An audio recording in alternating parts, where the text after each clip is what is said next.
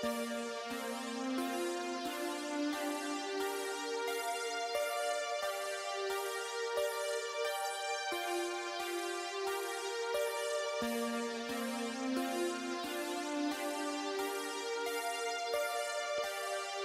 occasionally think how quickly our differences worldwide would vanish if we were facing an alien threat from outside this world.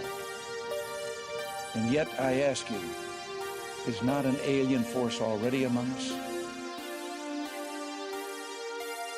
From the gates of Mount Rome to the far corners of the endless highway, wherever you are, welcome to the show.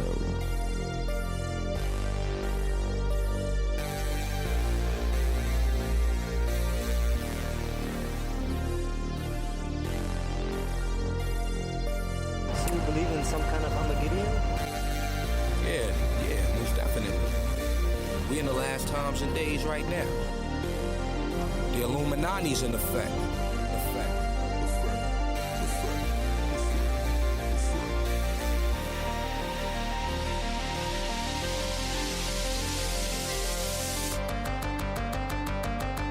Guys, welcome back to the show.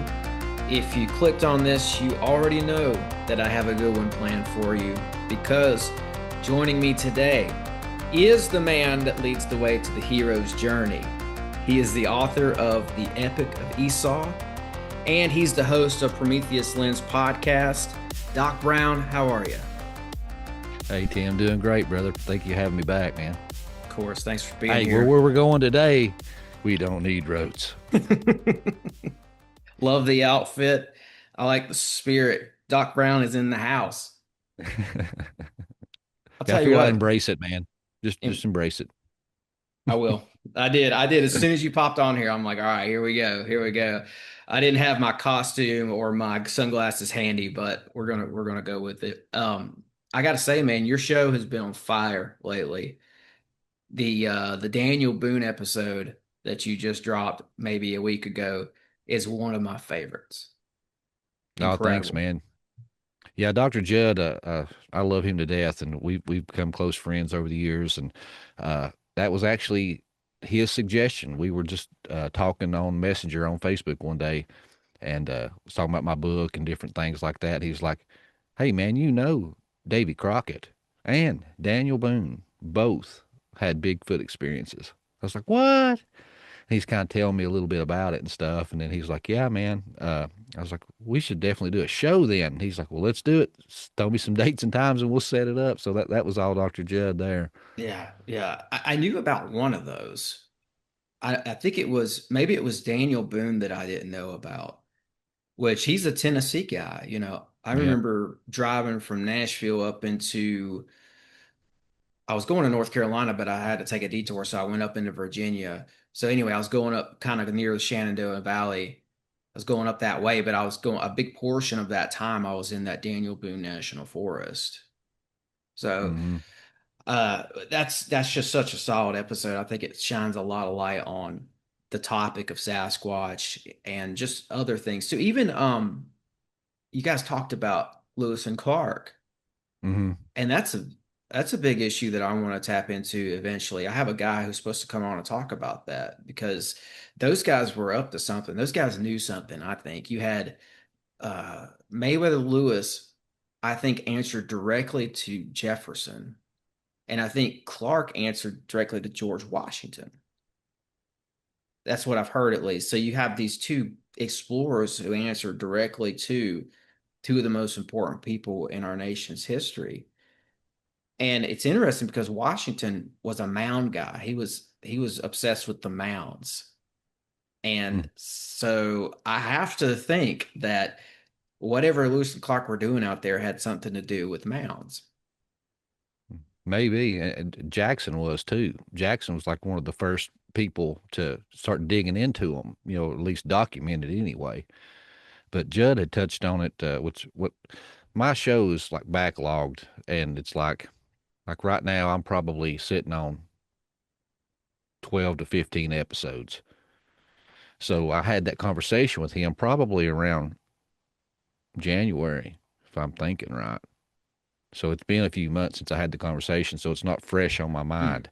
But I do remember him talking about some funny business. But what he was basically saying was, from what I remember, is that they may have had, cryptid encounters and seen Bigfoot and knew about all the giant Indian tribes Mm-hmm. and all this other stuff, but where they were working for the government and they were expanding this territory and trying to encourage people to go out to these territories. He said, of course, they're going to come back with a hunky dory report and like, oh, no, it's all beautiful plains and no giants, no Sasquatches. It's just perfect. Come on. Yeah. Oh yeah. Yeah.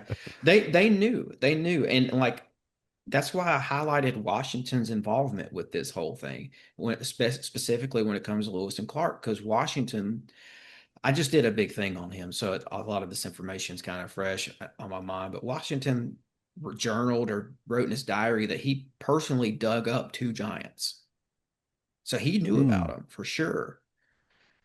And I'm pretty sure Andrew Jackson was very well aware of them too, because they were all around, they were all along. They found giants all along this Cumberland River out here where I live, and his hermitage is not far from me.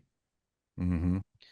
This area was they were pulling bones and artifacts and all kinds of weird stuff out of the ground here in Nashville. They put Nashville on top of an ancient civilization.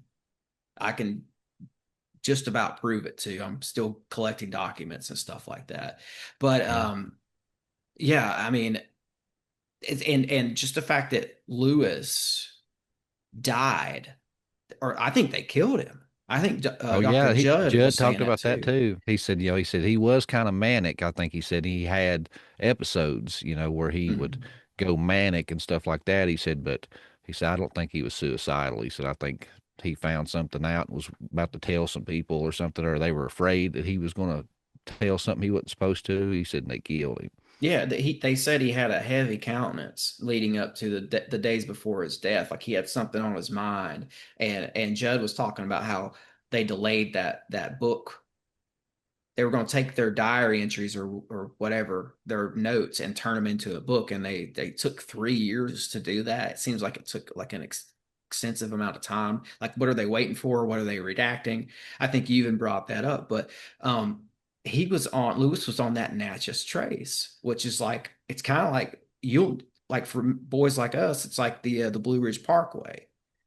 Mm. It's like a little 2-lane road that isn't really connected to all the other roads much. It kind of does its own thing, but it winds all through the countryside. That's what that Natchez Trace is like, and it comes up from Mississippi and goes straight into Nashville.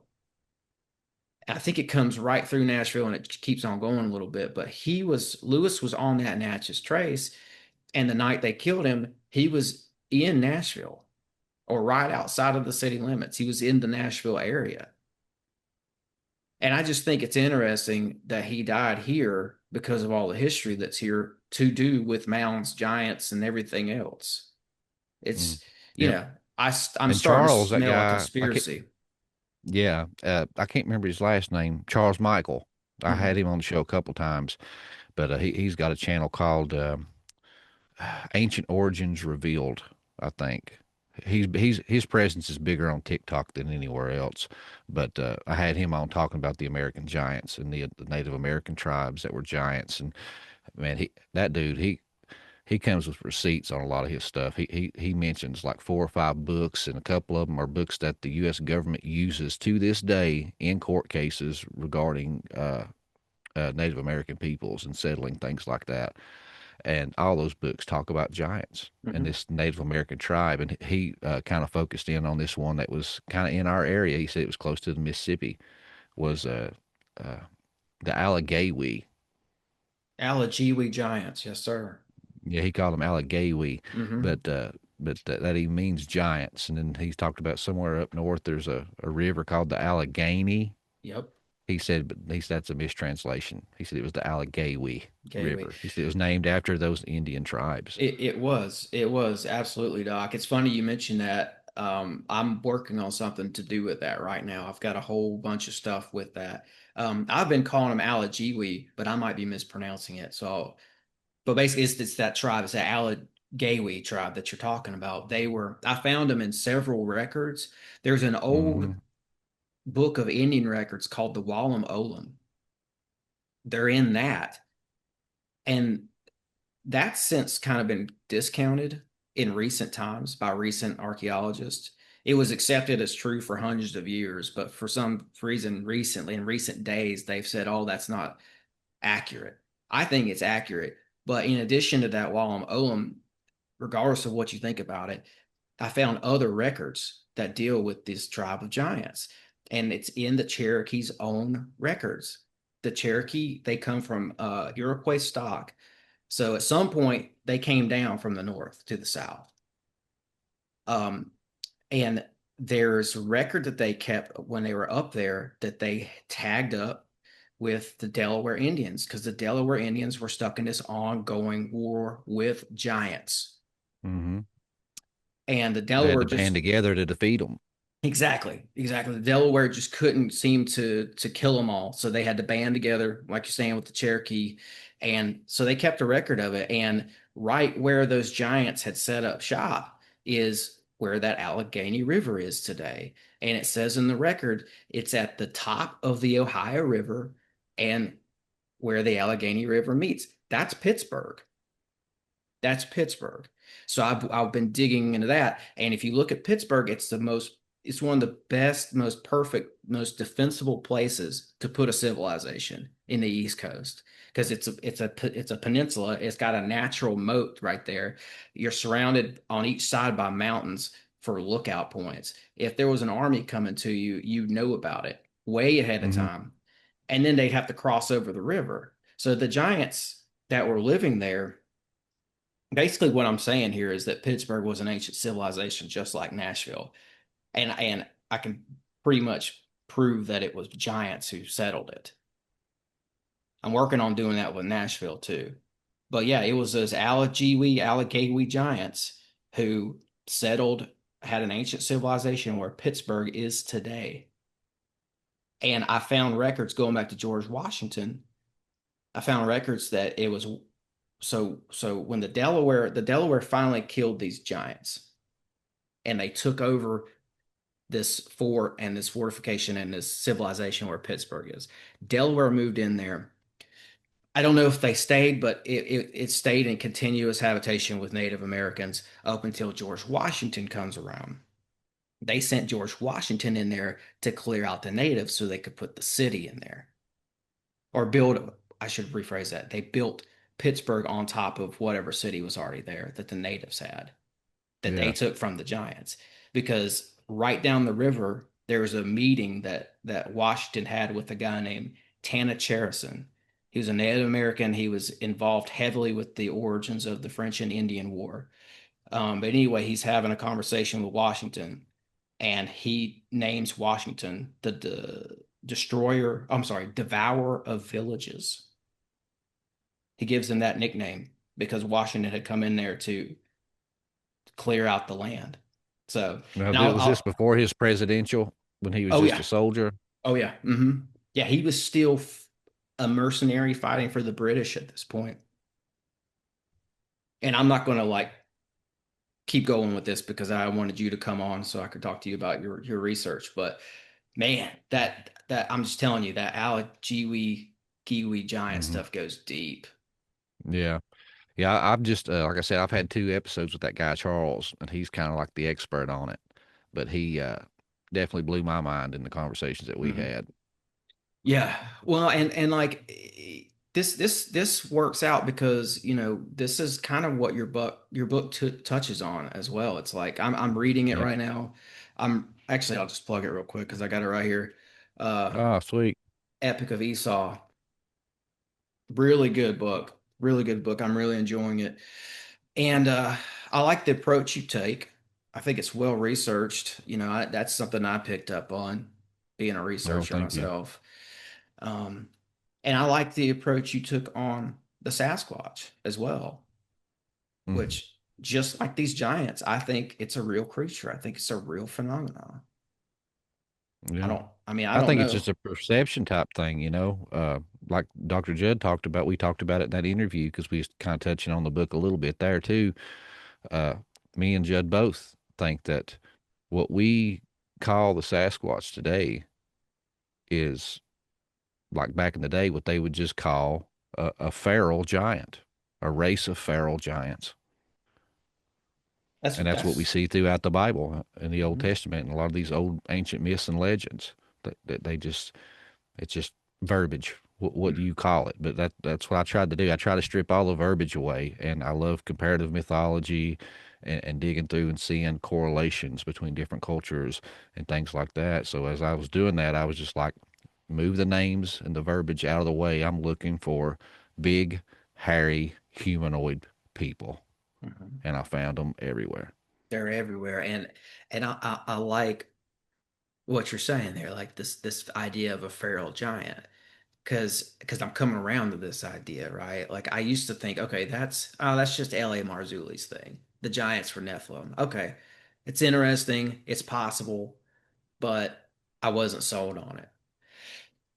Now I'm starting to come around to that idea because it's starting to just make more and more sense to me. And even like, we have a mutual friend who's a podcaster, Bo Kennedy.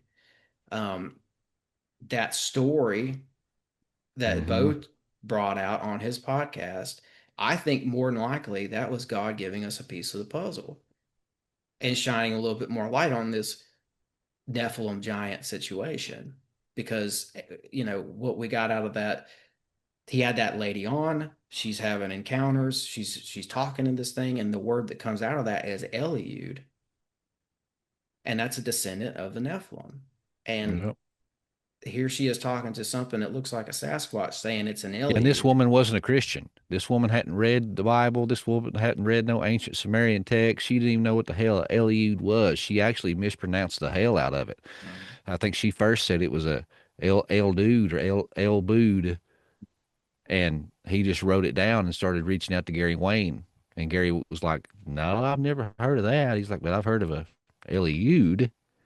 And then he told him what it was, and then he reached out to that woman and said, "Hey, that name you said that hairy guy was it a Eliud?"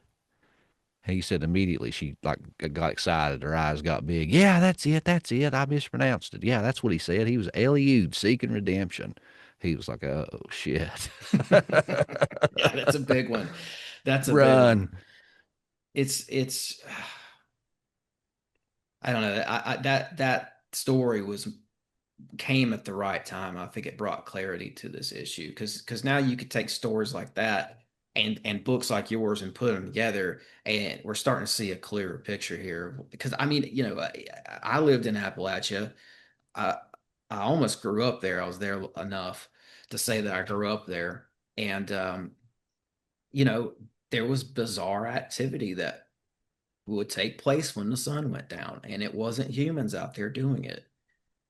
It wasn't Yep. big, it wasn't bears or big cats either. There was something else going on, something that could shake trees, something that screamed like a demon, a baritone demon at that. Something else is happening out there. So that's why I say I think this is a very real phenomenon. And it's starting to make sense to me that this was a race that has somehow been able to live and not die off throughout millennia.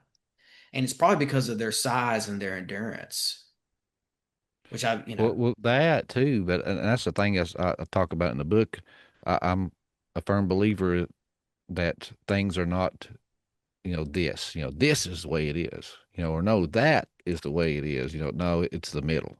It's this and that. And so I think there are, a remnant of feral giants left. Possibly not a whole lot, there might be, but even from the like elongated skulls and stuff that we find down in Peru, the eye sockets are like 30% larger. So optometrists have studied these skulls and said that if the eye sockets were 30% larger, then the pupillaries had to be 30% larger. And what does that do? That gives you night vision, just like an owl. And he said, and I think that this collaborates stories and ancient myths of these ogres, of these, feral giants and monsters and boogeymen that lived in the caves. And giants love caves. Yeah. You do any research on giants, they love caves, son. Yeah. And that's something that we've not explored that well.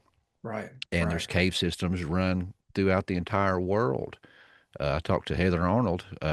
She wrote the book Giants of Aruba, and she was talking about cave chambers running from Aruba to the mainland of the United States and connecting some of those other smaller islands and stuff. And Yeah. so it's like, and I use the analogy of the panda. People will say, well, if there was really Bigfoot, we'd have caught one by now, or we would have found a dead body by now. And so I tell people, well, then what do you say about the panda?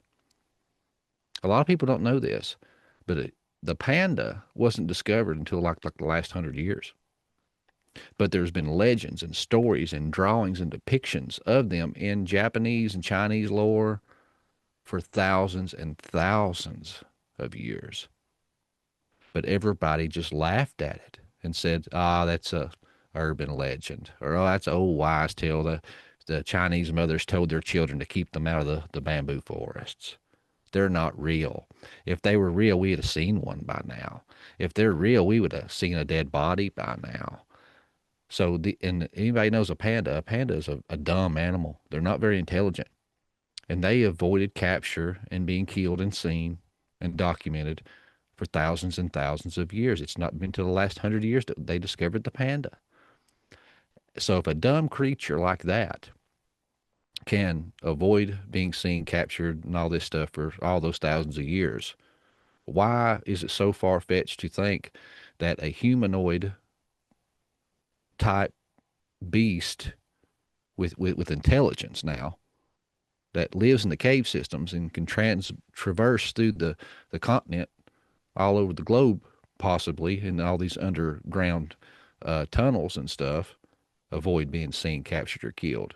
I don't think that's too far-fetched when you compare it to the panda.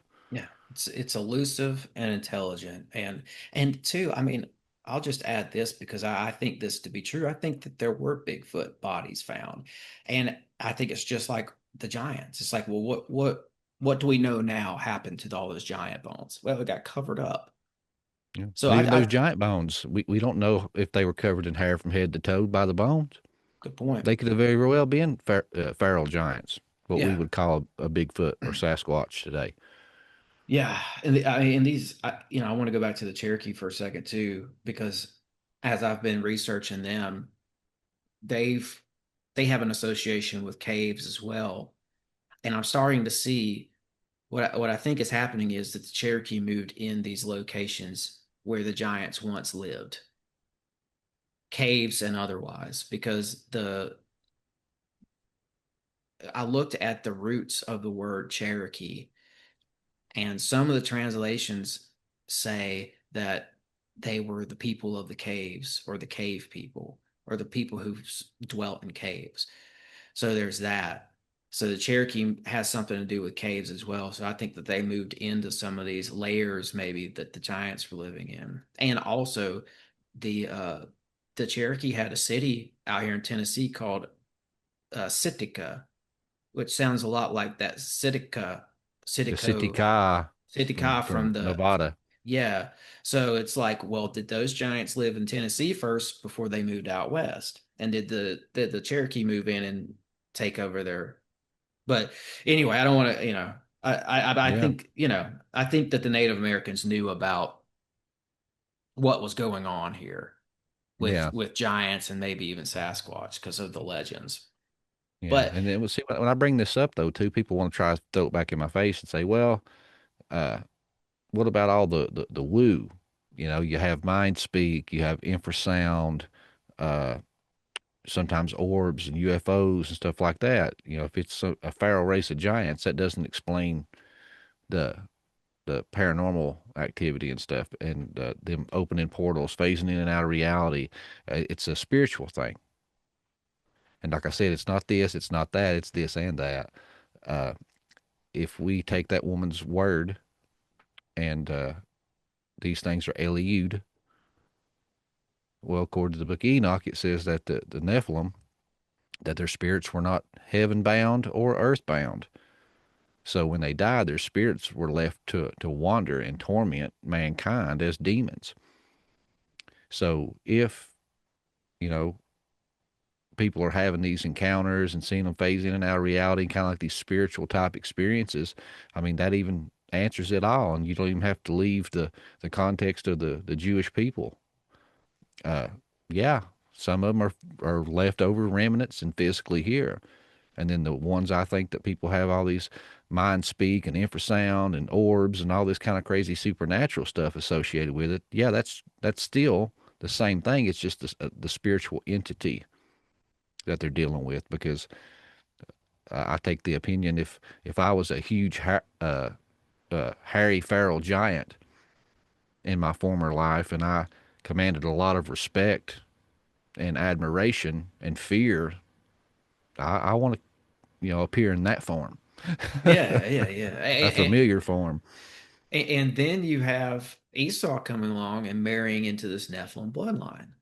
I just talked to Gary Wayne, and he was telling me, he was saying something about how Esau married Oholibama, this lady named Oholibama, and he started a hybrid race with her. She was like a There's two Hivite of them. Canaanite. Yeah, Judith, right? Yeah. It's another one. Yeah, I talk about it in the book, yeah, because I learned it through Gary's book also. But yeah, two of his three wives were from known Nephilim giant tribes, Horites and Hivites. And from that union, or one of them, I can't remember which one it was, the Amalekite race comes. And the Amalekites, and you go to the etymology of that name, that means the blood lickers.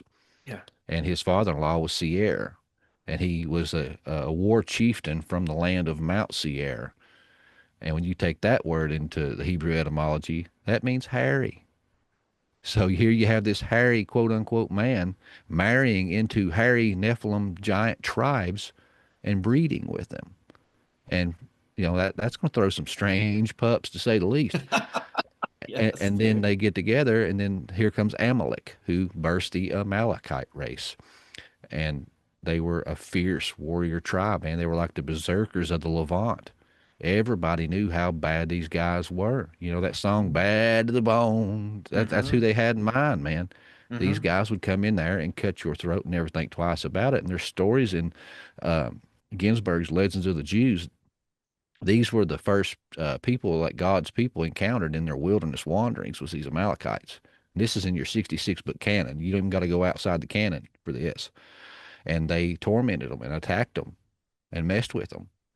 And with the Ginsberg Legends of the Jews, it goes in a little bit more detail, but it said they were so ferocious that they would mock them when they killed them, because they would, cut off their foreskin and give it to Yahweh. That was their sacrament or whatever.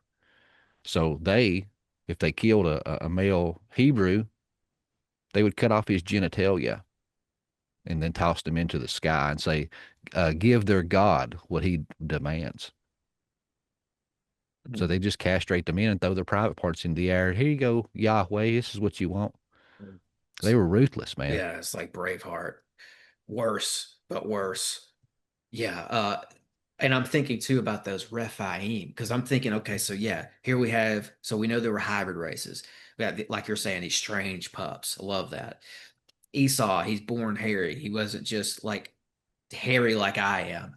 Like this guy was like hairy, like to impersonate him, you had to put on goat fur, goat hair. Like you had to be Chewbacca. You had to Chewbacca yourself to impersonate this guy, like his brother did. We know the story. So yeah, you've got that guy in the mix now with Nephilim giants, and then you have those Rephaim that I'm thinking about. That whereas if you take you chop that word up, and I don't think you have to chop it up that hard. It derives from being able to heal themselves somehow. So now we're dealing with people who have superpowers, documented superpowers in the old texts.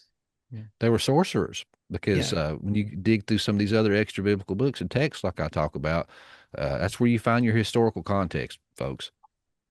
The Bible has everything you need for your salvation and your relationship with God. But there's a lot more books and a lot more things that give context to your 66 book canon, but you got to go outside of it to find it. And these books give that.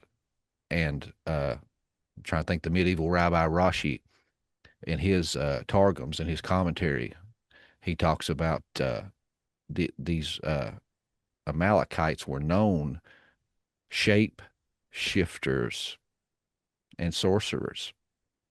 So it says that's why God gave the command, kill every man, woman, and child and animal, because these were a sorcery tribe and shapeshifters, and they would shapeshift into animals to evade capture. And I think it also gives you some context when you look into the wilderness wanderings, because like I said, the Amalekites, that was the first people they bumped into. And that's during that wilderness wanderings is where you get all your commandments and laws and rules and regulations while they were in their wilderness wanderings. So you don't get a said law, rule, or regulation unless someone is breaking those said rules, laws, or regulation, or what's the point of even bringing them up if nobody's doing them? So I think if we look at those laws, rules, regulations, it shows what God's people were witnessing and trying to mimic. And who was those people? According to, our 66 book canon, it was the Amalekites. And so when we dive into some of those, what do they say? They say, no longer will you sacrifice to hairy goat demons. And then it says in the book of Isaiah, in the Septuagint version, it says, and the satyrs, the wild men, will dance in the streets and in the desolate places, the wilderness. So far we're 2 for 2 on these Amalekites. Yeah. And then you keep going on down, it says, no longer will you sacrifice your children to Molech, passing your children through the fire. We know they were doing that. It says, you will not drink the blood, for the life force is in the blood. Well, hell, folks, their name means blood lickers. We can safely assume they were doing that. And so you just have all these things. No longer will you seek out necromancers and sorcerers. We know they were sorcerers. Yeah. So after looking at all that, my opinion is we know from the biblical text that the Amalekites were the first people to come into contact with God's people in their wilderness wanderings, and they attacked them. And then all these rules, laws, regulations shows the practices of those people. And this is how this paves the way for them to be able to survive throughout the centuries. Like, instead of this hybrid race fizzling out and dying, they're able to somehow survive because they're genetically superior in a way that allows them to live in the wild and be a top predator. But they also, if they have all of these sorcerer capabilities, if they can shapeshift, and heal themselves, or if they even have a remnant of the ability to be able to do that, every little bit helps. And if you're looking at something that was bred with giants to begin with, you're bigger, stronger, smarter than lions, tigers, bears, like many Sasquatch accounts suggest. You're able to survive out there, and you're elusive, so you keep to yourself.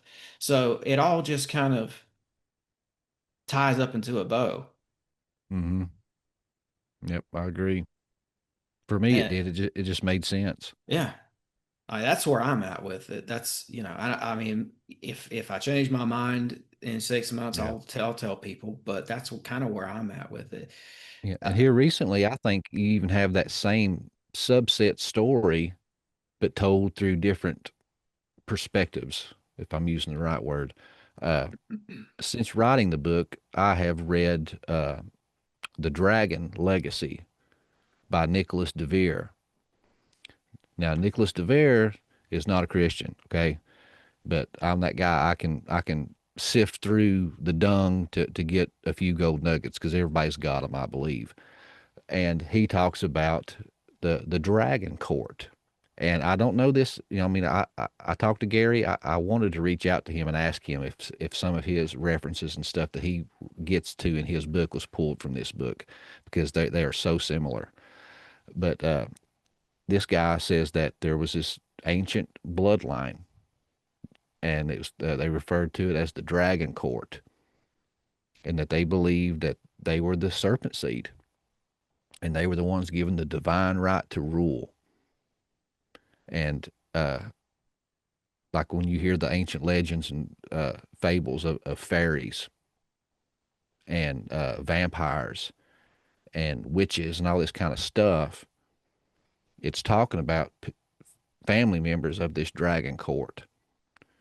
But it's that Hollywood has sensationalized them and made them very twisted in something they are not. So when we hear these terms, we associate to the Hollywood version, and then it's just so ridiculous. It's just like, oh, that's not believable.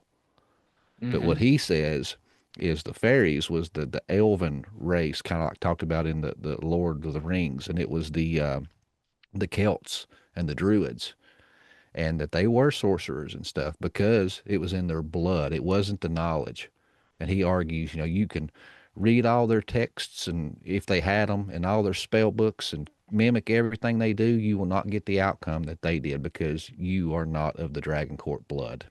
Yeah. It's passed through the blood, this power. And so all these witches and warlocks, people trying to do all this spooky stuff, it's never going to work because they are not of the blood stock. And he talks about that in his book. And I've since reading that, I was like, that's what I'm saying. Yeah. But I'm just talking about it from a biblical lens, Yeah. and he's trying to stay away from that. Yeah, absolutely. I'm with you. I think there might be two things going on here. I don't know if I'm gonna be able to articulate this right, but I think there were a mythological like dragon-like creatures, and I think that there were these, for lack of a better word, humanoid, serpentine, reptilian, dragon-like people or sorcerers, a group of dragon humanoid sorcerers who had this bloodline thing going on. Because even the Gnostics said that the Nakash were taller than a camel and glowing, and like they were created before people on day 6, but they were these priestly, kingly beings, and they were very sorcerer-like in their ways. And Gary, when I talked to him, he talked about this too. And I think what I gathered from that was that this was some sort of this dragon bloodline, and that they may even had features of the dragon. Yeah, quite possibly. And that's what he talked about in that book. He said that even the bloodletting and the blood drinking that you hear about, like in the legends, where a vampire to turn you has to cut themselves and you drink their blood and take their blood into you, and it makes you a vampire. Well, once again, there's a hint of truth in that, but Hollywood has really sensationalized it because what made you a part of the family or the dragon court was the genome, the genetics, the blood.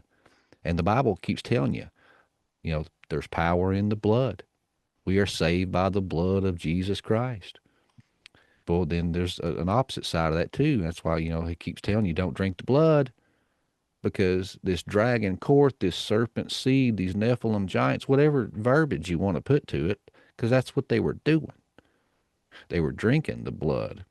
And not only the blood of their enemies to take their power and their essence, but they were also doing bloodletting on themselves and, keeping that blood regenerating and pure inside their lines. And they started inbreeding. That's why you get the royals inbreeding like they are, because they're trying to preserve that bloodline. Because when they start intermarrying and introducing other genetics, it weakens the blood pool.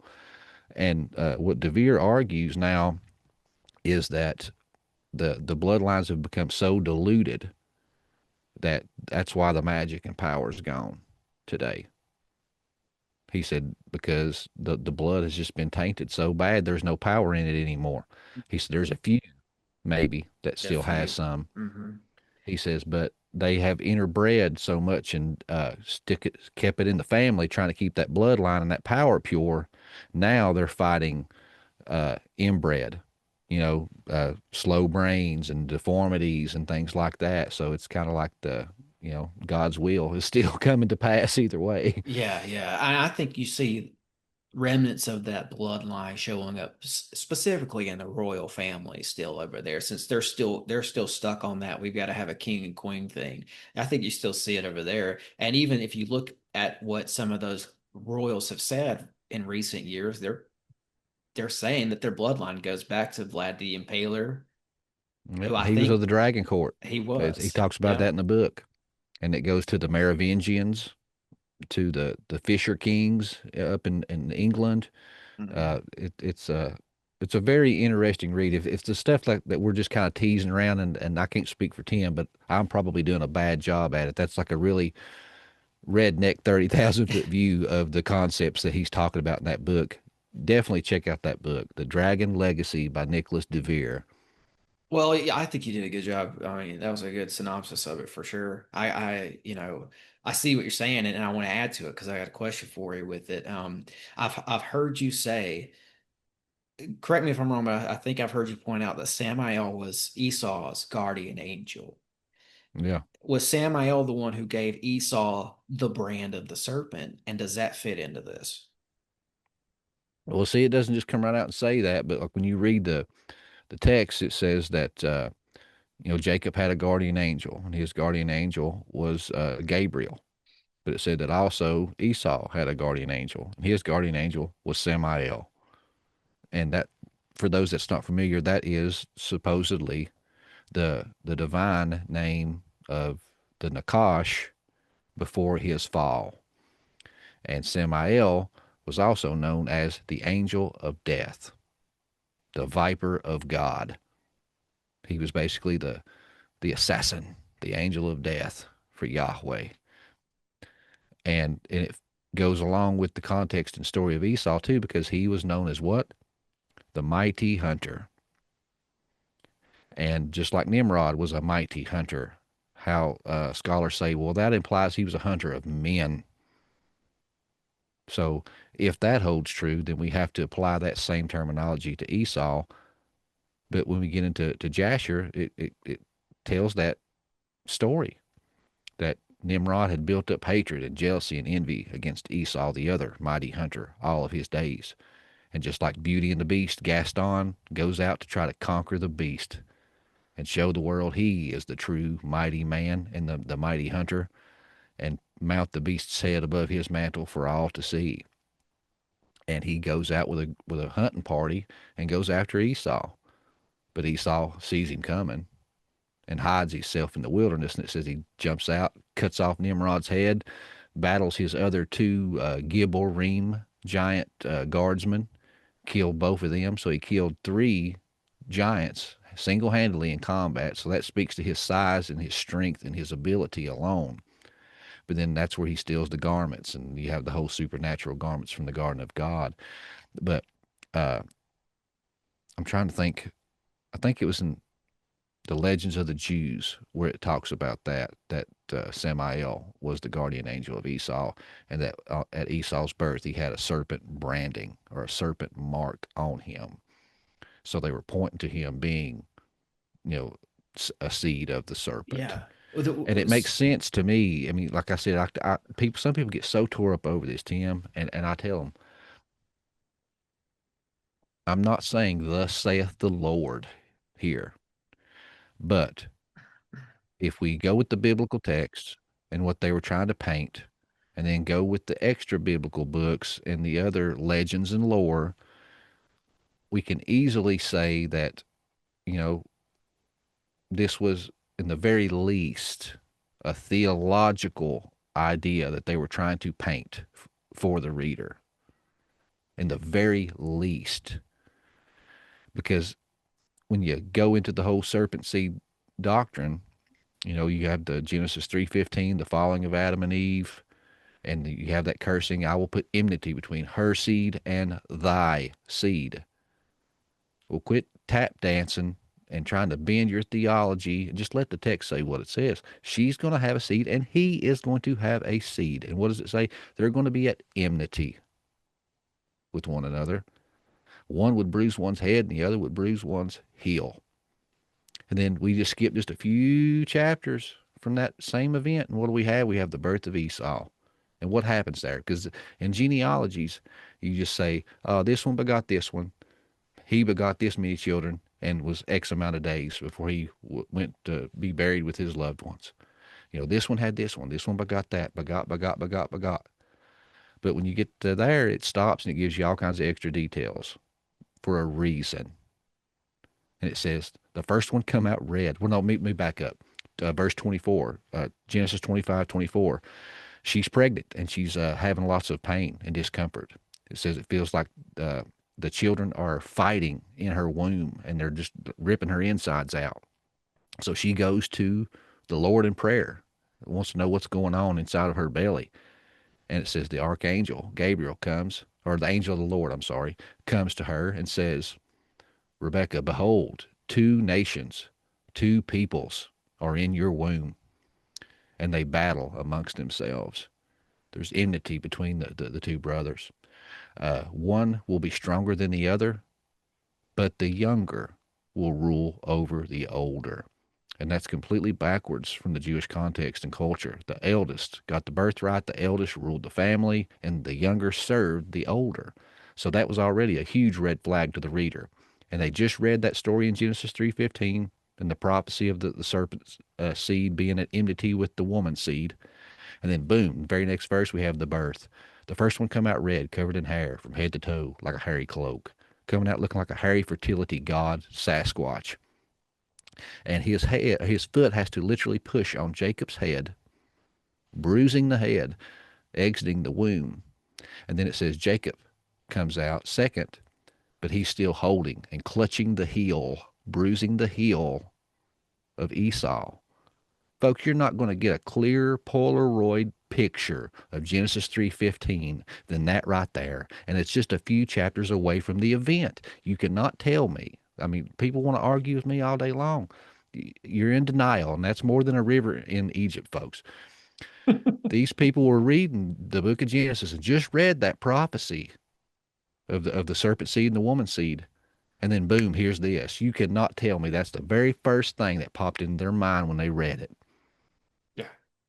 And I'm reading through this. I'm reading through Genesis 25, 22 through whatever 26, I think, as Doc is quoting it, and he's spot on. He's spot on, folks. This is what it says. He didn't add anything, and it represents, it mirrors Genesis 3:15. Yes. It's as if, I don't know, it's as if they were meant to complement each other.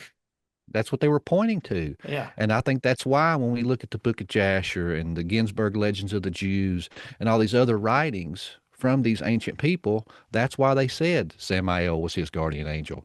That's why they said he come out with a serpent's brand.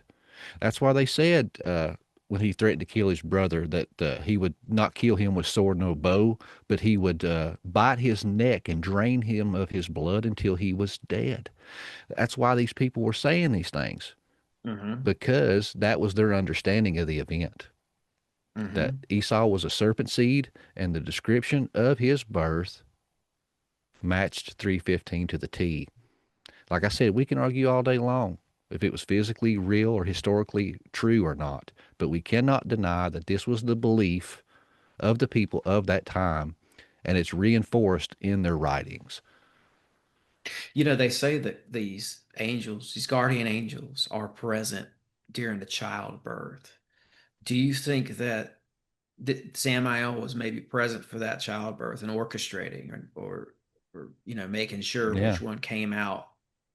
Yeah, I theorize in the book that's why that is a Polaroid picture of Genesis 3:15, but it's flipped on its head.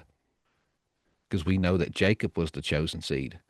The angel of the Lord said, and I think that God knew what Satan was going to do. He was going to flip him in the womb, where his seed came out first and got the birthright. And so, like God, the master of 4D chess, 5D chess, sends down the angel of the Lord to talk to Rebecca and say, hey, I know it's customary for the oldest to rule the family and get the birthright. But I'm here to let you know that in this case, no, the younger. is going to get the birthright. The younger is going to rule over the older. And Rebecca, make sure you do everything in your power to make sure that happens, because they knew that Esau was of the serpent seed, and that the Nakash had reached in that womb and stacked the deck to where his seed come out first and would get the birthright. And God countermoved. Yeah. Samael's one that, I've got my eye on. I want to do more research into it. And I'm not necessarily going to open up this can of worms right here, right now, but I'm going to peek in there and I'm going to allude to it. And what I'm talking about is Satan, the broad term, Satan, the devil. Job title. Yeah, right, right. But who is it? And is is there some did we have we gotten it wrong? Is there is Lucifer the devil and Satan not all the same guy? And listen, I'm people out there listening, I'm not saying that there's not a potent evil force that we deal with as Christians and just about everybody else on this planet too. There's an opposite evil force to the light.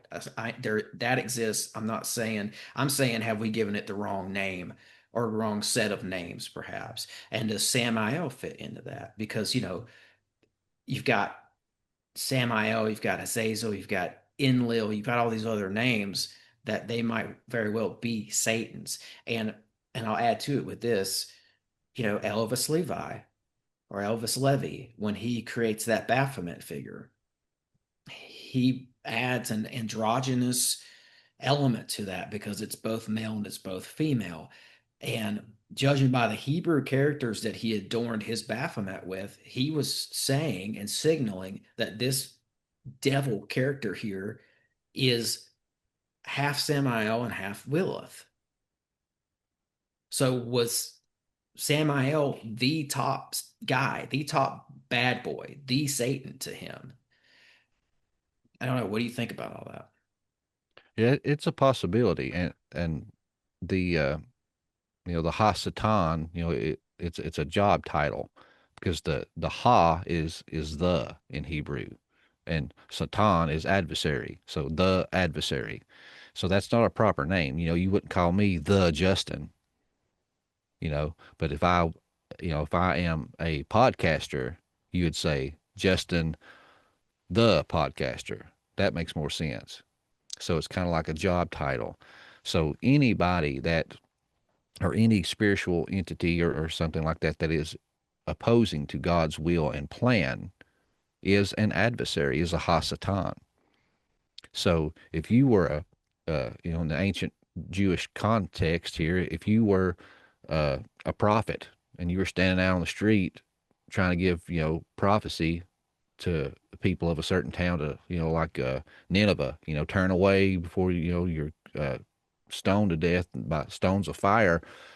And then I'm standing in front of you and I'm just screaming at the top of my lungs, "I don't pay no attention to this guy. He don't know what he's talking about." And I get people throwing lettuce at you and tomatoes, and nobody's listening to you because what I'm doing and saying.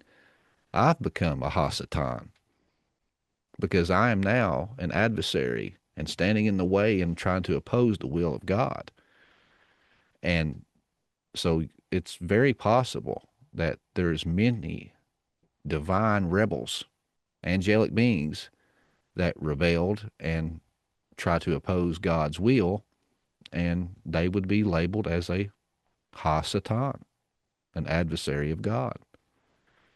Yeah, Derek Gilbert, he does a good job diving into Azazel like Semyaza.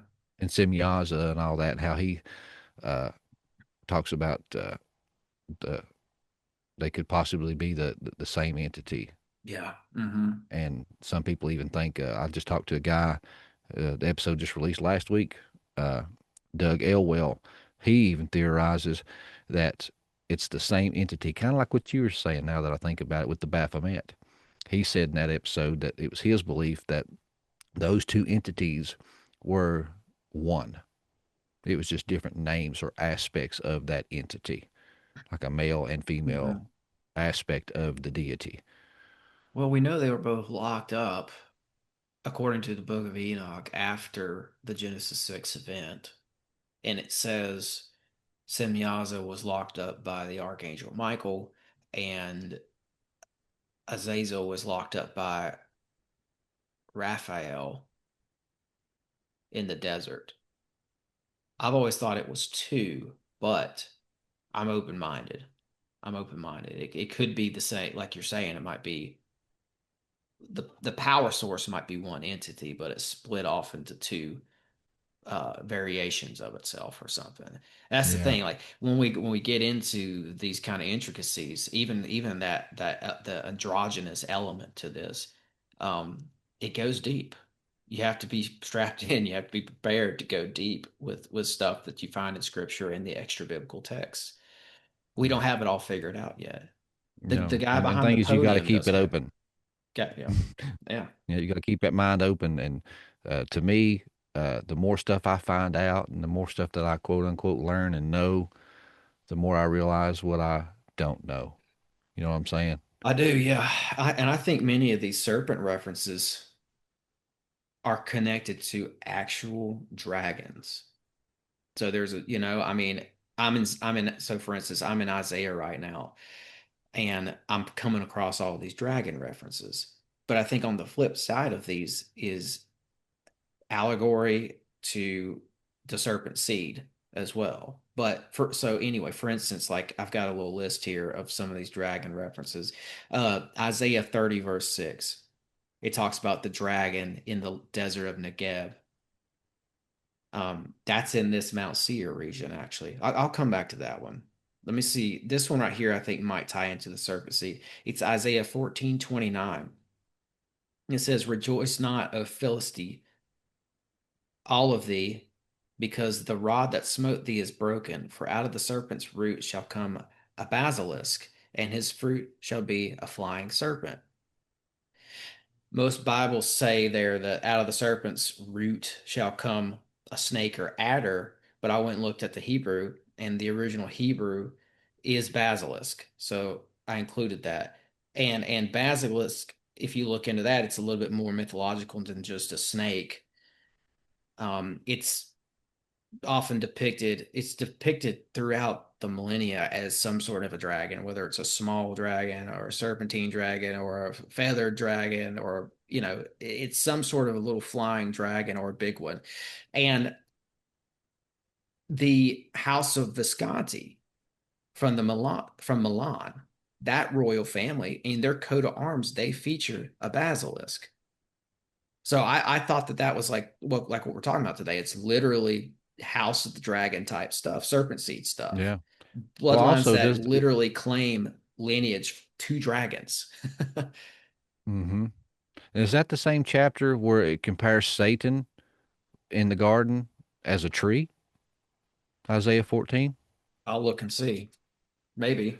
I think it was, or it's close to it, because I use that too when I talk about the serpent seed. People want to push back on me, and they're like, Satan was not allegorically a tree. I'm like, well, what about, that verse in Isaiah? It's talking to Satan, and it says, you are the most beautiful tree in Eden, and your branches extended into heaven and was more lofty than any other trees in Eden. And they looked upon you with jealousy for your beauty and all this stuff. I'm like, that clearly allegorically identifies and compares Satan to a tree. Well, it does seem to mention him in here. Of course, I don't have time to read this whole Isaiah 14, so it might be in there, but what did jump out to me is that it says, How you are fallen from heaven, O day Oh, star, Lucifer. O, Yeah. yep, son of dawn. How you are cut down to the ground, you who laid the nations low. You said in your heart, I will ascend to heaven. I will raise my throne above the stars of God. I will sit on the mount of assembly in the heights of Zaphon. And it just keeps kind of going on. But then it goes Yeah. on to say, You're brought down to Sheol, to the depths of the pit. Yeah. It might be Isaiah 13 or something, but I know it's right there in Isaiah Mm-hmm. somewhere, because all that stuff is talking about Satan and his fall and all that. And I use that to show people when they try to push back on the tree allegory. I'm like, well, it's been done once before, so why wouldn't it be done again? Well, it keeps saying that they're going to cut him down. That's very Yeah. tree-like. But Yeah. yeah, I mean, I'm sure it's in there. I mean, I just kept finding all these. I found a poem about this Serbian guy wrote this poem chronicling the Battle of Kosovo. Uh, and in one part of the poem, the Serbian army is praised for killing Amarat and his son, and that they were spawns of viper and adder, and that they were basilisk. But yeah, basilisk is basically a flying dragon. In English mythology, it's a dragon as well. It's all, it's all across the mythologies. Uh, but Isaiah 27, it seems to describe a city that's being attacked by a dragon from the north. Um, it says, "On that day, the Lord with his sword will punish Leviathan. He will kill the dragon that is in the sea." And the Hebrew for that is, "He will attend to, visit, or appoint the crooked serpent." So you get some more context there. It's like, Yeah. it's not just Revelation a. calls him an ancient twisting serpent too. So that kind of correlates to the verse you just read. Mm-hmm. And I just think it's interesting that the more mainstream version here says he's going to kill the dragon in the sea, but the Hebrew is talking about how he's going to attend to, visit, or appoint the crooked serpent. There's like almost like there's a prophetic nature to it, like it's a Hmm. destiny. It's like a meeting that's like carved into destiny, that he's going to Yeah. go and defeat this dragon. And going back to that Nicholas de Vere, he talks about the dragon court and all that, that a large portion of them migrated north into the Caucasus Mountains region. And there's where you get a lot of your fairy and dragon court lore. And there's where you get um, Medea and all her sorcery and witchcraft, because she was in that dragon court. She was a sorceress.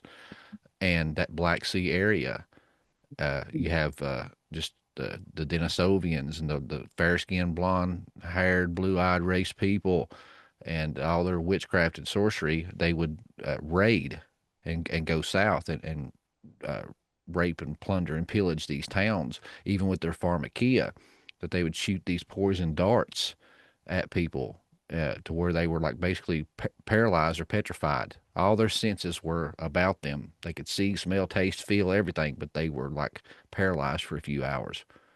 And that the women, if it was a man they done it to, the women, these warrior princesses that rode these horses, they would rape the men and then kill them and fillet them alive, and they felt every bit of it and couldn't move.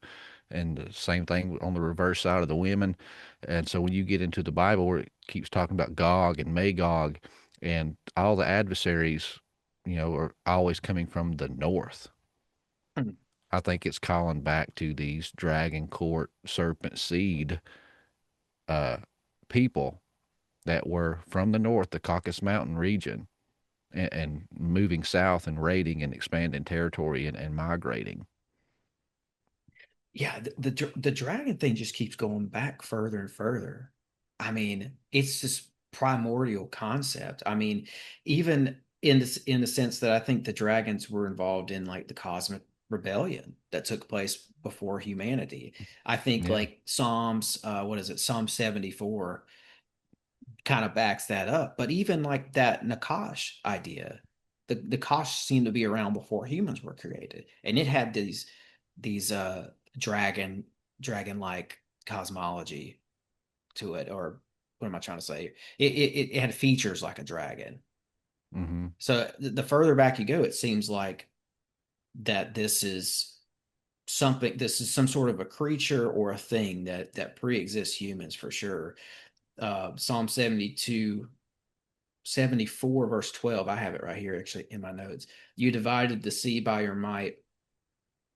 You broke the heads of the dragons in the waters.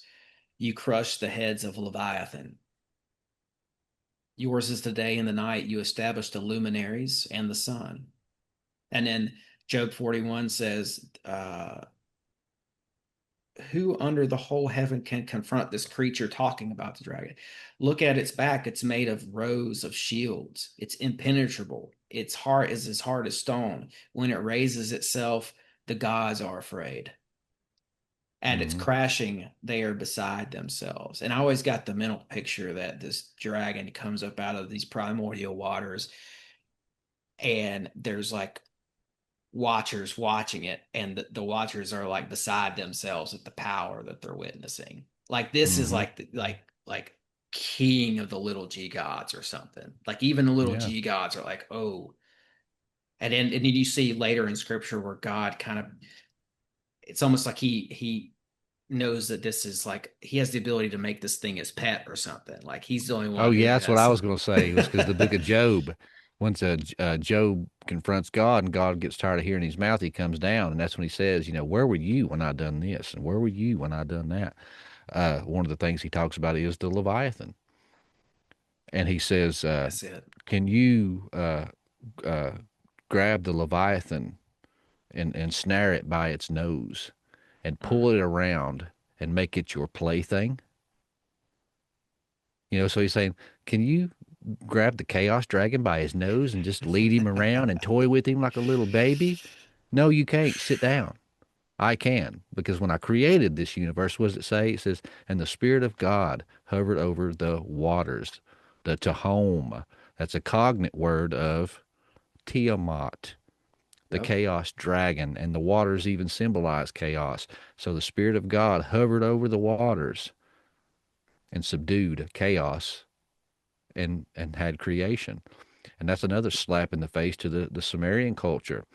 Their god Marduk had to battle with Tiamat for several days, had to have all these magical weapons made. What's the other one? Baal. Baal had to have all these sacred clubs made, and he about lost and had to battle this thing forever. All these creation myths where they battle this chaos. Chaos gives them a hell of a fight for their money, and they barely win. But when God tells his story of it, he treats it like a whipped dog, He down has boy. dominion. He has dominion over this creature. He created it. Mm-hmm. Yeah, yeah, I love it. And God puts down Leviathan. I've come to believe that Leviathan is a dragon, one of the dragons. Yeah. I mean, And then I just read a Norse little legends part. talk about him biting its tail, holding creation together, and from the Mm, pieces of the frost giant that they killed, they made the earth, and you have that same correlation into Marduk and the Babylonian Sumerian stuff. Is that when they bust Rahab to pieces, as the Bible says, they busted Tiamat into pieces and used her pieces to form the universe. yes, and the earth itself. I think. Mm-hmm. I think so. That gets into this whole Rahab thing. You and I talked about this a long ways back, last year, I think. And the more I've read, I keep coming up in finding these verses about Rahab, and the more I'm convinced that that's not referring to the prostitute Rahab. It's not referring to a person. It's referring to something bigger than that. And I think it's a planet. I think there was a cosmic war, and God destroyed the planet Rahab. The Sumerians perhaps called it Tiamat, but I think it's called Rahab in the Bible. And it seems like it was where that asteroid belt is today, because even secular scientists will admit that we're missing a planet right where that asteroid belt is. Yeah. That Doug Elwell guy that I was Mhm. talking about, a few months ago, I did an episode with him on a book he wrote called Planet X, and he dove into that, and he brought up some stuff I'd never heard before. And even in the episode, I was kind of hung up on it, and he talked about that he think Rahab was a planet, and that at creation he smashed it and used the pieces of it to make Earth. That Earth is a big chunk off of Rahab, and then the asteroid belt is the remnants or the tail of the dragon that's left, and that he said that he theorizes that that asteroid belt is the what the Bible refers to as the firmament, Mhm. separating the waters from the waters. because he says, Rakia means to beat out. He said, and that just what that asteroid belt looks like to me. He said it's just it's a planet beaten out into pieces and encompassing uh, around. And I was reading one of the old legends, one of the old texts, and I got the impression that Tiamat or Rahab was like a water planet, and that its head deity or its chief demon or chief deity that was over the planet or in control of the planet was also called Tiamat, and that she created dragons, or the dragons were already there. I wasn't quite sure which, but there was in the waters of this planet, it was infested with these dragons, and Tiamat would go into the dragons and like possess them so she could kill her bad kids. She could kill off the kids that she didn't want, her own children. But she used the dragons as a vector for that. I just thought, I mean, Yeah, that blew my mind. yeah. I've took the 30,000 foot uh deep dive, I guess, on that stuff. I've heard other people talk about it and listened in and stuff. I've heard Doug talk about it. But that's really, and our little light discussions on it. That's really the only exposure I got to it. I think I said it last time that we talked, but I still not read it yet, man. I got so many books. My buying ability supersedes my reading speed. But I got David Flynn's, what was it, something of Sidonia, and then Yes. his other one, Mars, the Red Planet. It was like a two books that he wrote, but they compiled it into one really thick book. Mm-hmm. And I know he really focuses in on the stuff that you're talking about there, but I've not read it yet. I need to. Yeah, the Cydonia stuff seems to fit into this as well because it indicates that there was a group of people that predate, maybe they weren't people, but they were something that predate humanity that lived on Mars. And that's what that Cydonia region is. It's still there to today. That there's a pyramid or a sphinx looking thing up there. These ancient humanoids or whatever they were built this, and perhaps it was abandoned during this cosmic war, but like one side of Mars is heavily it's not destroyed, but it's scarred up pretty bad because it's like one side of Mars got hit by a shotgun. It's as if a planet beside Mars blew up and On that affected side of it that blew one up. Yeah. side. Yeah. And so it kind of does point to this. A lot of the Mars stuff points to this as well. And then there's like Mars is the red planet, and then there's an Edom means red. So Yeah. there's interesting correlations with Edom here as well, which reminds me of something. I got to hit you with this, talking about dragons. Um, the other verse I said I was going to come back to, Isaiah 30, verse 6, talks about the land of Negeb, where there are flying serpents and lions, and it's a land of distress. I looked it up. It's still there. The land of Negeb is still there. It's a desert. It's right outside of Petra. Only there aren't flying dragons there today, presumably, but it's still there. So what I'm getting at is, what if Esau lived amongst these dragons when he went to live at Seir? Because when he went to Seir in the Bible, Petra's right there. Petra's in the Edomite territory. It's in the area he settled. And in that area is this desert, this land of Negeb. So I was like, oh, Mm. I got to hit Doc with this. Esau may have lived side by side with dragons.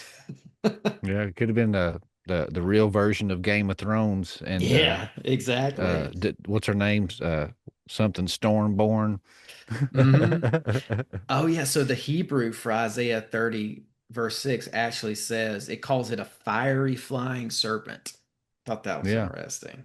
Yeah. When you the God's people, when they're going through the wilderness, and they uh have those encounters with, some English texts say, uh uh the fiery serpents. Hmm. They were bit by fiery serpents. Uh, in the Hebrew is basically they're describing seraphim, burning, fiery, flying angels or angelic beings. Wow. So you could either say, well, did these angelic beings resemble a serpent? And that's why, you know, all this serpent imagery kind of comes around. or was it just a mistranslation and it's just the fiery ones talking about they were just glowing, looked like they were on fire. But the only problem with that interpretation, in my opinion, is when Moses prays to God to remove this, conflict from them and to heal the people, he says to take one of these fiery serpents and place it on a rod and make a golden one and place it on the rod. And for the people that are afflicted with the poison, the venomous poison, to look to the serpent, and those who believe would be healed. And a lot of people take the viewpoint that this was like a foreshadowing of Christ, that Christ was hoisted up on a pole, and all who look to him and believe are saved. But It's like yeah, you have those fiery serpents and all those stories too. yeah, it's like the caduceus, right? Mm-hmm. If you think about the snake that was held up for the children of Israel to gaze upon, they put a snake on a cross or a rod, and Mm-hmm. they were to look at that, and there was something magical that happened there. Just gazing at this thing was able to like heal them or something. I'm a little rusty on the details, but it reminds me of a caduceus that we use now, or that the medical industry uses now. But it also reminds me of Jesus on the Christ, or Christ on the Mm. cross. I mean, Yeah. yeah. Yeah. And it could be just a complete, what do you call it? Like foreshadowing inversion, Mm. because how, like you said, the caduceus staff and uh, what was that guy's name? Starts with an A. They deified him, and he was a healer, and it was all about snakes, and Mm. he had that serpent staff too. Um, Shoot, it slipped my mind now, but how people look to this man and these serpents for healing, and kind of like that was like a dumbed down foreshadowing that Moses or God had Moses do, to be like, Yeah. hey, this is what you're already doing and you believe it. So, hey, let's just do this because I'm pointing to something bigger on down the road, and you'll know it when you see Yeah. it. Right. Yeah. So I'll it's meet you like, where you're at right now, but yeah, you'll know what I'm doing later. yeah, yeah. So it's like the serpent on a rod, or the serpent held up on a rod, or just a serpent in general in front of people in this shamanistic kind of way represented healing for all these different tribes of people across the land, to the point where even Israel recognized it as such. And then, but later, what you see is, instead of this snake being on a rod in front of a crowd of people, you see Jesus nailed to a rod in front of a group of people. It's almost as if he's claiming power over the occult version of healing. You Mm, saying that you don't need that anymore. yeah. You've had the counterfeit for years. Here's the real thing. Yeah, yeah. And it's Even what Paul that. talks about. I think Paul, when he was saying, we traded the truth for a lie. We worship the created things instead of the creator. And I think that's kind of what it goes along with. Do I think, Himalayan salt crystals can heal sinuses and stuff? Oh, yeah. Do I think certain plants and stuff out there heal you and bring, comfort and all this kind of stuff and or home remedies? Yeah, of course I do. But God created those things as tools for us to use. But mankind, we always get stuff backward. We confuse stuff. So we put the power in the plant or the rock. Oh, this thing's all powerful, and oh yes, no, you're worshiping a created thing instead of the one who put the power into the thing, Yes. and that's something we've done repeatedly. I believe. Oh yeah. Oh yeah. I'm with that 100%. Like, when the rock becomes the idol, it becomes a problem, because who's Yeah. to say that maybe these crystals and stuff were used in, instead of surgery back in the day, they were using herbs and crystals to heal people, because maybe God put certain properties inside of certain rocks that can be used over the body in certain ways to, like, I don't know, manipulate the energy or something like that. Not to sound too woo woo, but maybe that's what it was meant to be. It was a tool for something, and the power invested in the tool came from God in the first place. But then it gets turned on its head, and people start worshiping the crystal and putting faith in the crystal. I don't know. Yep. I've often, pondered that. I wonder if that's what Yep. happened there. I think that's exactly what Paul was talking about. Yeah, and I think too, like going back to the crucifixion, down to the location, it was symbolic. Golgotha, place of the skull. Christ is killed in the middle of the skull. I've heard people say, liken it to he was claiming victory over the two hemispheres of the brain and all this and that. But what I like is that Golgotha was said to be in local legends, it's said to be the grave of Adam, the first man.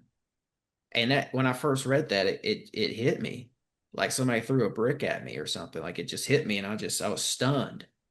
I was like, that if that's the case, that means God claimed victory over death itself. That's why he was crucified on the grave of the first man. He claimed victory over death for all of humanity. Hmm. Yeah, see, I haven't heard that. I've heard people say that uh, Golgotha was Mount Moriah. I think it was Doug Van Dorn. I had him on one time, and he was talking about that, and that's the first time I'd heard that too. And he was saying, yeah, according to the legends and stuff, uh, uh, Mount Moriah, Mount Zion, Golgotha, they're all the same. Yeah. And when you look through history, Abraham was supposed to sacrifice Isaac, but the angel of the Lord showed up and said, no, that was at the same spot. And that's why Jesus went there and died there, because he was that substitute, the ultimate substitute.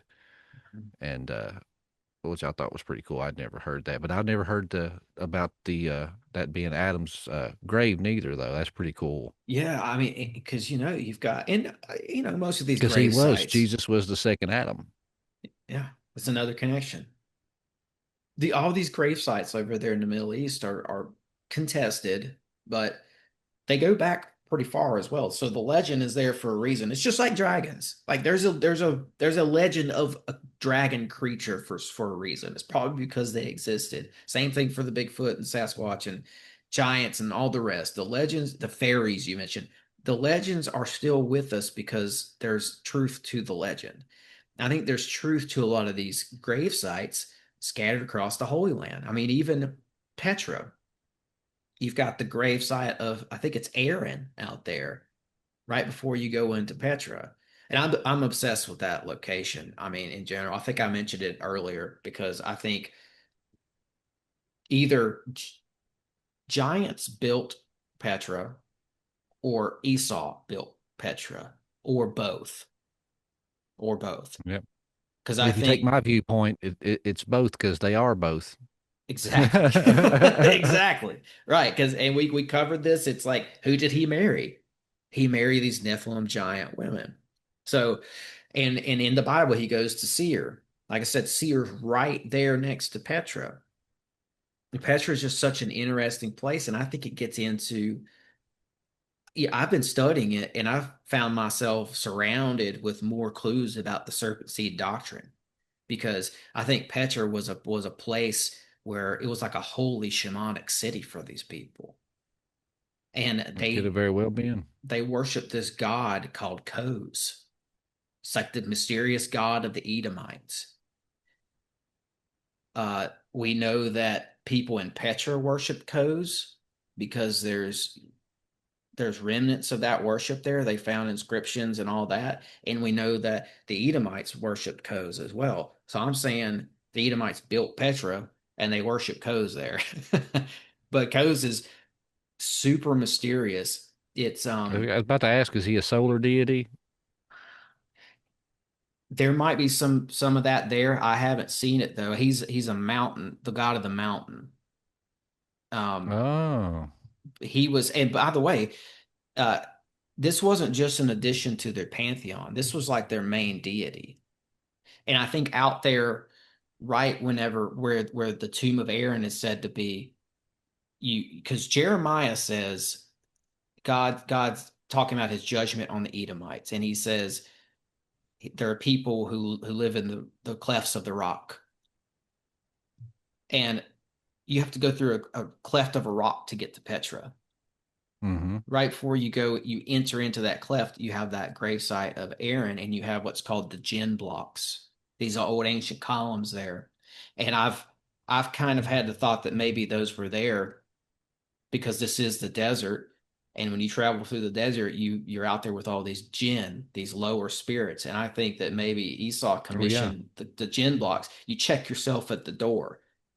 This is a place where we worship codes. We don't want those lesser deities in here. So you check your jinn at the jinn blocks before you come into Petra. But codes means mountain. Or it could have been like a protection type thing from the jinn on your way into the wilderness, because the wilderness was associated with chaos.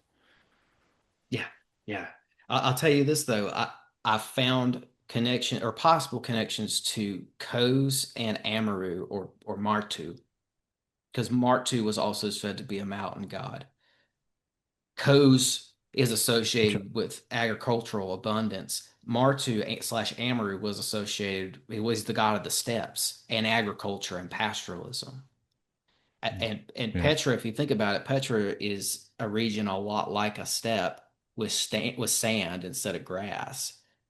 So these ancient people, who I think were the Edomites, when they moved out there, they would have wanted an agricultural hand to help them in this desert region. Yeah, it goes back to Esau too. I talk about it in the book. I think it's funny that he comes out, covered in hair from head to toe, looking like a fertility god, like Samhain or Faunus or Sylvanus or Pan. There's hundreds and thousands of them, but Inky, not Inky, but Enkidu, all these hairy guys, and all these gods that I mentioned, they were fertility gods, and that was their common denominator, is that they was all covered in hair from head to toe.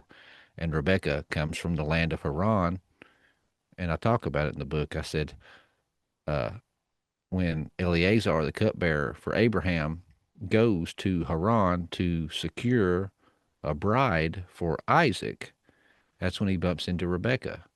And Rebecca takes him home to her family, and they meet, and their first exchange, I think, is pretty telling, because he says, I'm Eleazar from Abraham. I'm here to fetch a wife for his son Isaac, and I think your daughter Rebecca would be a good match. And we're from this area of the Levant, and we serve the Lord Yahweh. And Rebecca's father replies with, this Yahweh you speak of, I can speak neither good nor evil. But hey, you got a pretty good dowry and a big box of gold on the back of your camel. You can have her. So in the Bible, it talks about that Rebecca was getting old in age and that she was barren. This was the number one thing that a woman was supposed to do back in this ancient times. If you couldn't produce a male heir and children, you were useless. You're basically a concubine. You're a woman for pleasure.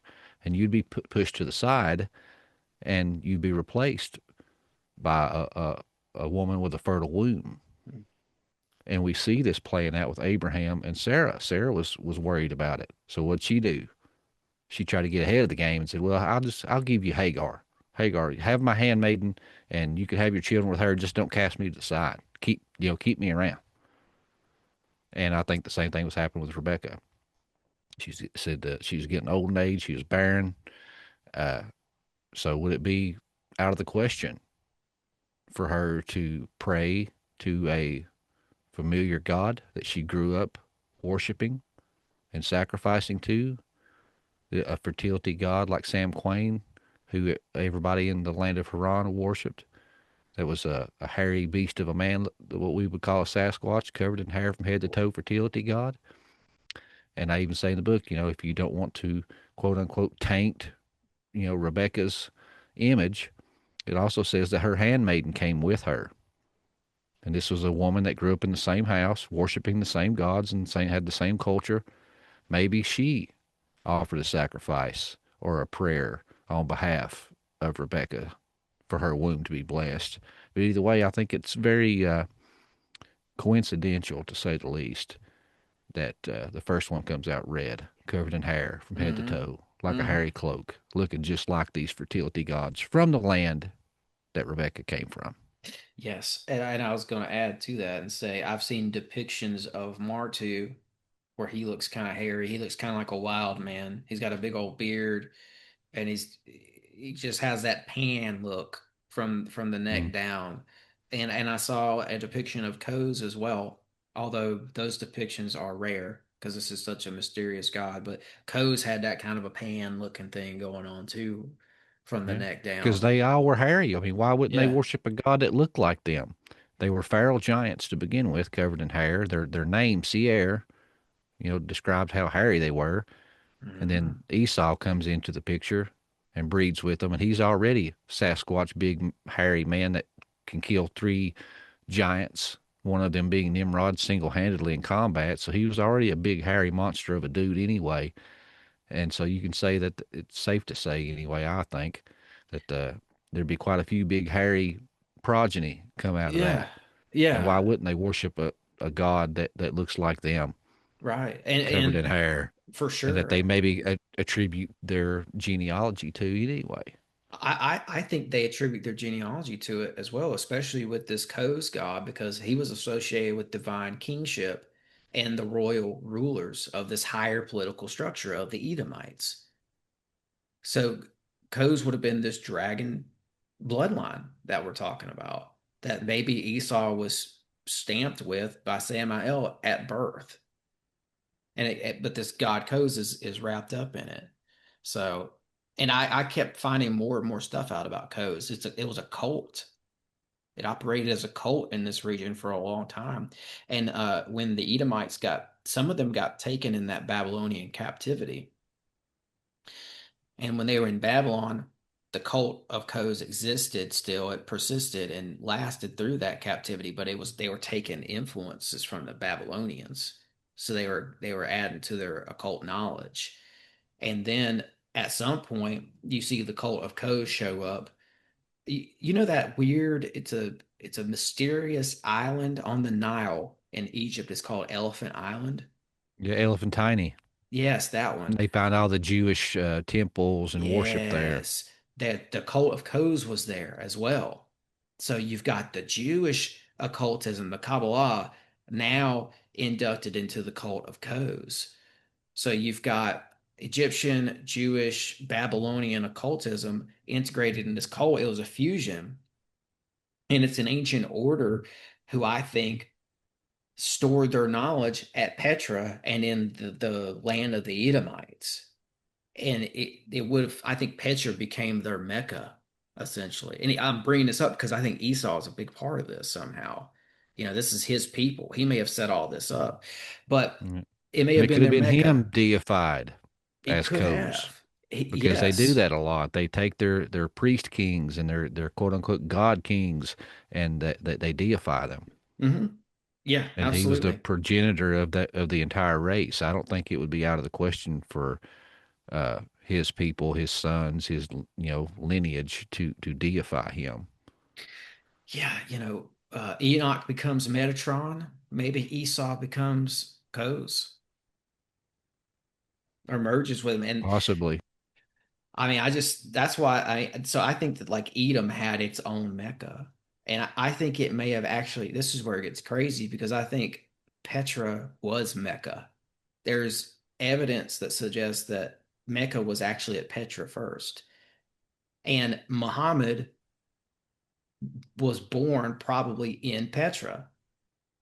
So that whole religion gets wrapped up into this as well. Yeah. And It does, Muhammad, even the third wife, even if you don't even go with the Esau Horite Hivite, when the third wife was from his uncle Ishmael.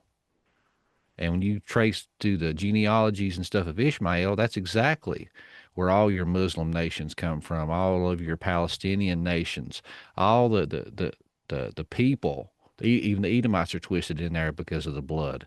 But mhm, all of the major people groups and religious groups that want to exterminate God's chosen people stem from that union.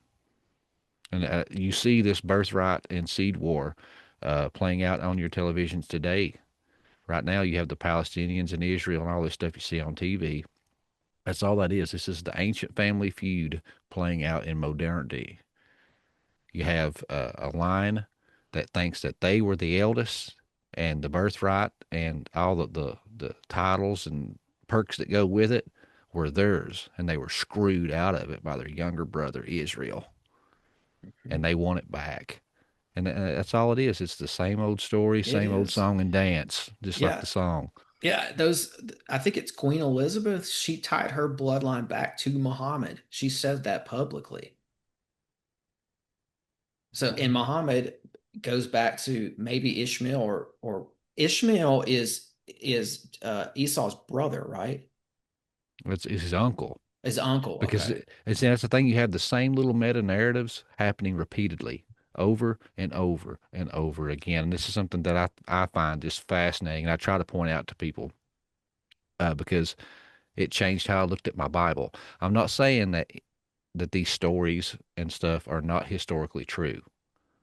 I'm not saying that. But I am saying there's meta and micro narratives in these stories. The stories within the stories that tell the bigger, overarching 30,000-foot view. And with that, that doesn't make the story itself not real. It just adds another layer to it. And you have repeatedly the battle of the twins, the battle of the brothers. And the common theme throughout Scripture, time and time again, is God chooses the younger brother. So let's back up to the garden. We have creation. What does it say? It says, in the beginning, the Elohim. That word can be singular, but it can also be plural, talking about the divine council. The Elohim created the heavens and the earth.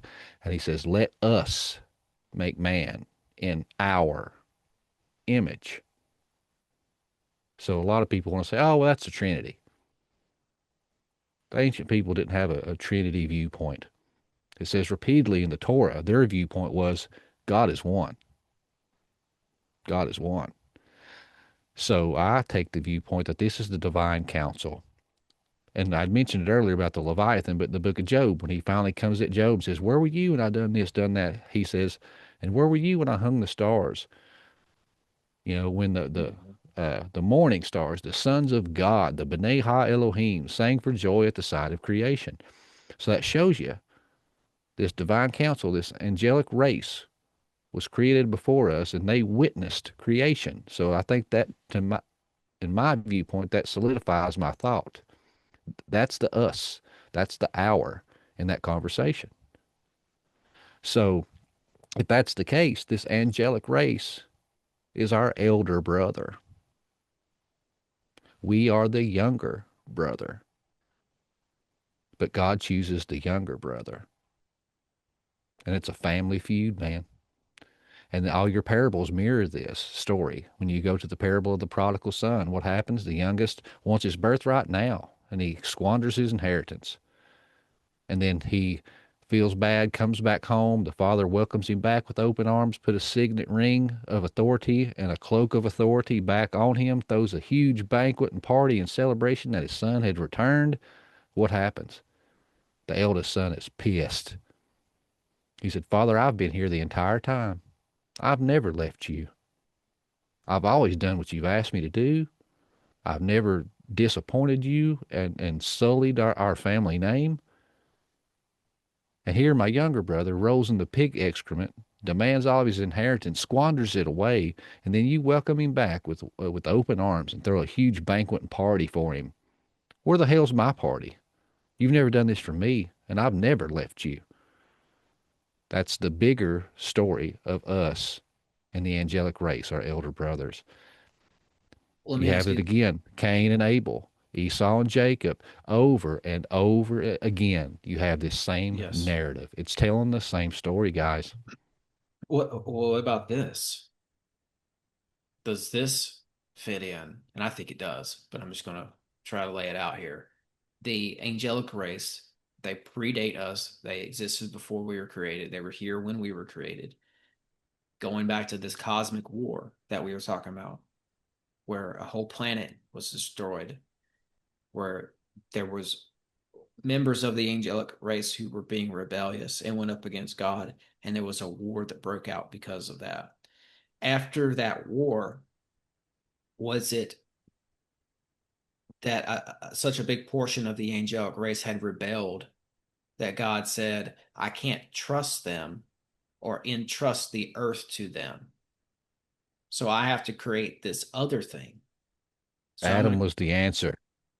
I'm going to create humanity to rule over the earth because the angelic race essentially blew it. Mm-hmm. And that's why Satan hates you, okay? Satan was a part of that divine council. He helped in creation, I believe. And God gave him dominion over it, to oversee it. He helped build it, and he was going to help run and organize it. And that's why it says he's the prince of the power of the air. That's why Jesus himself says he is the God of this world. Okay?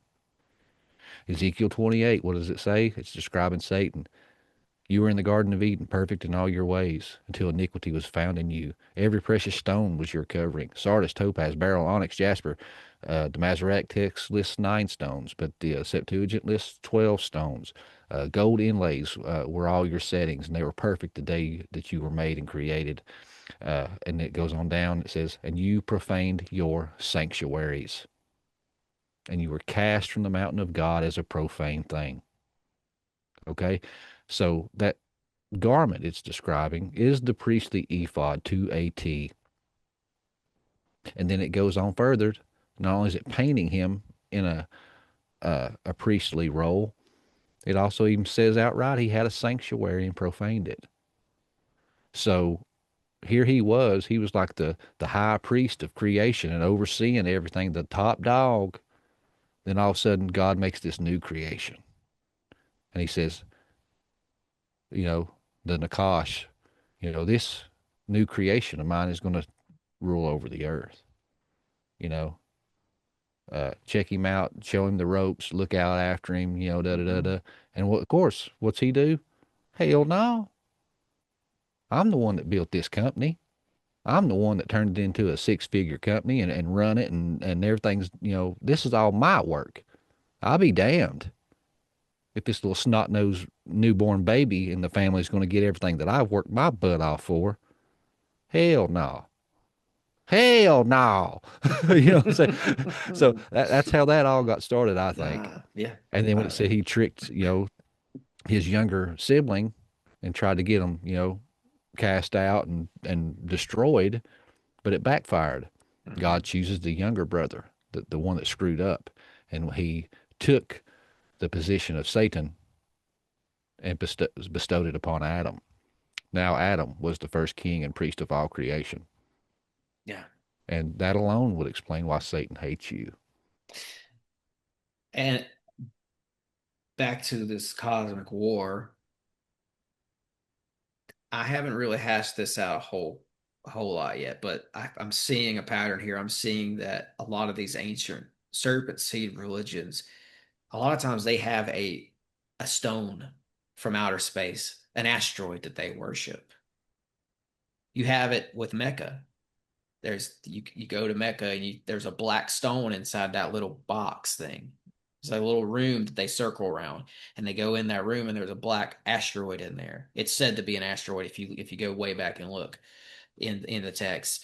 They touch the asteroid, and I just did a show with Heidi about this location in Spain in the Pyrenees Mountains in a place called Girona, where they have a asteroid out there that the local legend is that Lucifer, or a being of light, came to Earth inside of this thing like it was some sort of a sci-fi capsule from a spaceship. And you can go there and you can get healings from the stone. It's a magical asteroid. And there's others. If you look at what's his name, Cadamus, who founded the Greek city of Thebes, he was guided and instructed by these little entities that came to Earth on an asteroid. So what I'm getting at is when that asteroid belt up there was created, when the angelic race, when portions of the angelic race rebelled, and it resulted in the expulsion and destruction of a planet, some of those people, or whatever they were, spread out over the galaxies. It's like some of them hopped on asteroids and came here. And now you see all these serpent seed cult sects, niche cults of people who worship these asteroids in these regions all over the earth. There's always a magic rock, right? There's always some sort of, like Joseph Smith and all that. I find it interesting. It's like, are they worshiping parts of their what was their home world that God destroyed? Like remnants of it, pieces of it. Yeah. Could very well be, man. Just all that stuff is just fascinating and interesting, and there's so many rabbit holes. Yeah. You know what I mean? And it's like, golly, I tell people all the time, people has their niches, or their rabbit holes. And all a man needs, honestly, is 2 to 3. If he has 2 to 3 rabbit holes, that's enough to keep him. Honestly, 1 is, but us ADHD people, we got to have some variety in our flavor every once in a while. So you can pick 2 to 3 rabbit holes, man. I'm telling you, Doc, entire lifetime of diving down it, and you'll never discover the bottom. You're going to be chipping away at this Esau thing for years to come, man. I'm telling you. You might have another couple books left in with this one, because it's just open doors with Esau. Yeah. It just it's great. I mean, and I think it's good that we talk about this stuff. We didn't get into the distinction of Samael, Azazel, Semyaza. We didn't go all the way in with the distinctions between the Satans, but I'm glad we touched on it. Yeah, hey, if you want to do that, I'm telling you, the best man you can talk to, in my opinion, for some good research, good solid research, not just pulling crap out of their back pocket, but coming with receipts, Derek Gilbert. And if you need, I can help you out and reach out to him for you. Derek, I can set you up, man. Me and Derek are BFFs. But I'll reach out to him and tell him that you want to hear his research on Azazel and Shemyaza. Yeah, I'd love to have him on, Doc. I really would. Man, this was a good talk today. It's always a good talk, brother, man. I love it. Yeah, man. This is the way right here. This is why I told you pre-roll why I got into podcasting, and this is why. Talking about this kind of stuff, putting this kind of stuff on the table, big ideas on the table. Yeah. And I think you hit a home run. We both come from different perspectives, man. Every time I talk to you, I learn something new. I love it. Yeah, likewise. We'll have to do it again soon. There's some stuff that I know I didn't get to, but I'll save it for another show, man, because I don't want to take up all your time. I appreciate you coming on. I'm glad we got to talk about your book a little bit. I'll show it again real quick for everybody. This is The Epic of Esau by Justin Doc Brown. Jacob I love, but Esau I hated. Why did the loving God who loves all hate this man? Was it because he wasn't one of us? There's a trailer right there. I'll have to play some music under that part. Dun, dun, dun. Always a pleasure, Doc. Tell everyone where they can find you and any projects you might be working on. Yeah, guys. Hey, Tim, thank you for having me and let me speak in front of your audience and stuff. But yeah, Prometheus Lens Podcast. You can find me at PrometheusLensPodcast.com. Apple, Spotify, YouTube, all those fine establishments, all the social medias. You can find me on all that stuff. Just search up the name Prometheus Lens Podcast. The book is on Amazon. $10 for the ebook, 20 for the physical copy, or you can go over to my website. I have my PayPal and Venmo and all that kind of stuff on there. If you are in the United States, send me $25 on your favorite cash app with your address, and you can get a signed copy with some bookmarks and stickers and other little goodies. So just check those out, and hopefully we will see you on the other side on the hero's journey if you've not joined us already. Torch is high. Yes, sir. As always, break the mold, conquer the realm, and thanks for listening.